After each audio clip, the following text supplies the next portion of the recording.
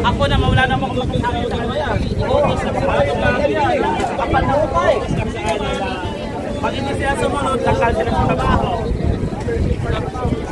Trabaho lang sila. Matahan sa kanya.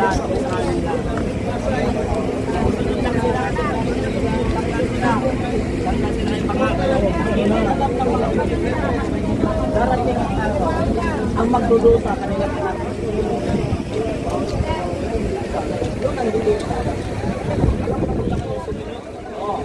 alam mo sila sumusunod lang sila.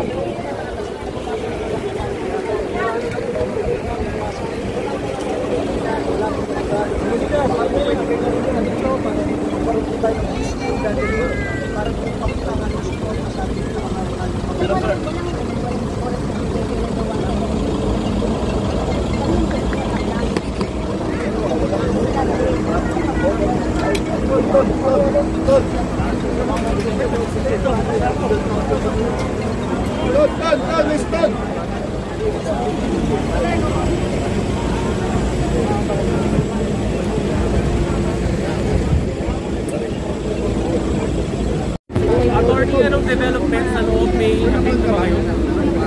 Wala pa naman.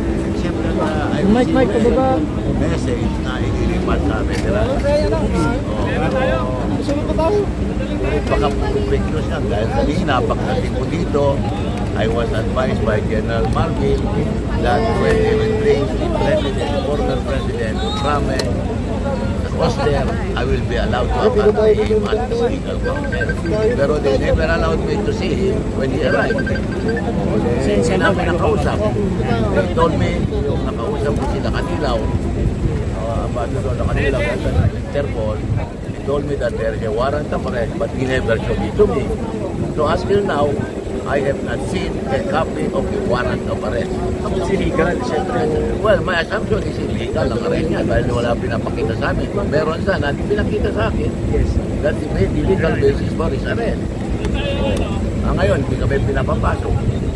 Ano ibig sabihin? No? It is in English, so can you repeat your comments in English? Why? It's better for me to translate international media. So I was telling them that I was hesitant not able to see the President arrive. Contrary to the promise of Major Marvin, or General Marvin, that I will be allowed to escort the former President when they will bring him to Krame in a poster. Now when he arrived, I was never allowed. We were not allowed to see him. And we were not allowed to bring him to a company when they brought him here.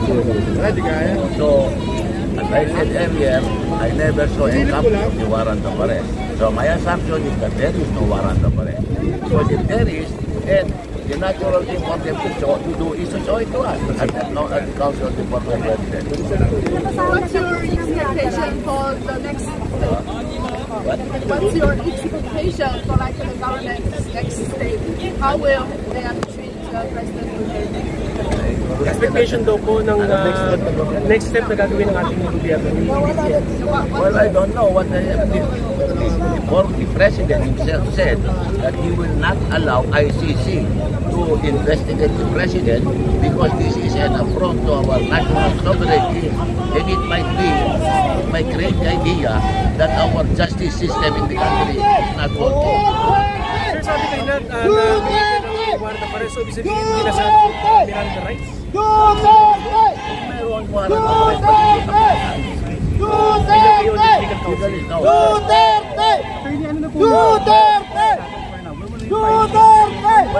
we are waiting for the development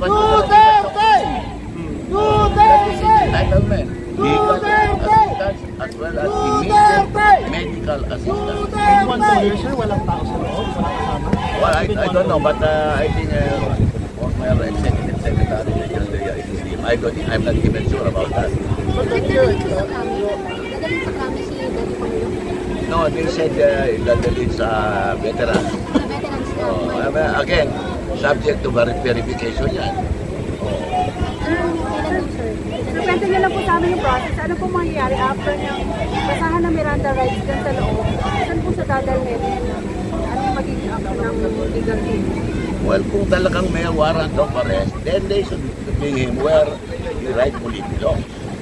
Pero hindi naman pinapakita sa akin ang warrant of arrest. Sino nag-issue ng warrant of arrest? Oh, the Department of Justice of the Government Republic of the Philippines or the ICC? When we know for a fact that ICC has no jurisdiction, no less than President Marcos said that ICC has no jurisdiction over our country because it is an affront to our national sovereignty. At saka sinabi pa niya to allow the ICC to investigate President Duterte is to admit that our justice system is not working. So, yun ang sinabi niya eh. So, are you saying that ibigay yung detention? Well, as far as I know, because I did not see the warrant of arrest, the detention is illegal. If they show me the warrant of arrest, then probably it will be a different position. Sabi na dati din na sasabihin tapos, Ayun ang, again, that is the message lang yan. We can never be sure about it. Sir, sino nagsabi na dadalhin sa veteran? Mas kayo sir. Yun ang nag-text sa akin na dadalhin sa veteran. Ako ang bebek mo? Sa message, ano yun? Wala eh. Sinang tropa, baba mo konti. Sir, sagot mo muna, sir. Wala yun, social po yun. Sige, So, kanina hindi kayo pinalapit. hindi nga eh. Hindi nga eh. Ano kayo dito? Maintindihan eh. Katabi ko si Ambassador Lacalinaw, si General Marvin. I was even escorted by General De Guzman. Oh, and then suddenly, dumating. And then, may ginalawan ko siya. Ano ibig sabihin nun? Why? Why not? Sir, nakausap na po ba yung ICC sa pamilya? Wala pa rin. Wala pa rin. Sir, sino yung nag-message na dadalhin sa veteran? Pinasok nyo na daw kayo. Hindi naman kami sinundo. Nilipat na daw sa veteran at doon sa ilagay. O yan. Sino yan, O, sir? Sino yan, sir? ang dami kasi therapy. Ayan, si General Antel Monte. Sorry, sir, paulit na. Sir, last na, anong comment niyo po dun sa sabi kasi na hindi naman daw kasi dumaan ang ICC but through Interpol. So, dito tayo nakapag-cooperate with the ICC. So, also implement our responsibility with Interpol. What is your comment on that? The process should be, if there is really a warrant of arrest, it should be given to our Department of Justice para sila mag-implement. Oh, pero at saka kung talagang meron silang warrant of arrest, andali gumawa ng cover picture nila, pakita nila. Bakit hanggang ngayon hindi nila pinapakita? So imaginary yung warrant of arrest. Oh, bakit hindi nila pakita? Para makita ng buong bayan that there is a warrant of arrest. Picturein nila.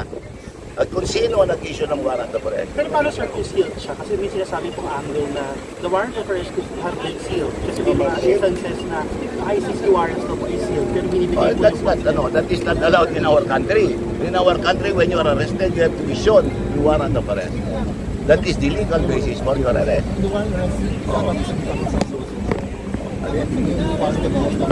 Dapat makita sa iyo. At least a lawyer. Kagaya ko, I was there early this morning. Ba't hindi pinakita sa akin? Pero sir, lawyer sir, hindi pa pwedeng direct sa kanila.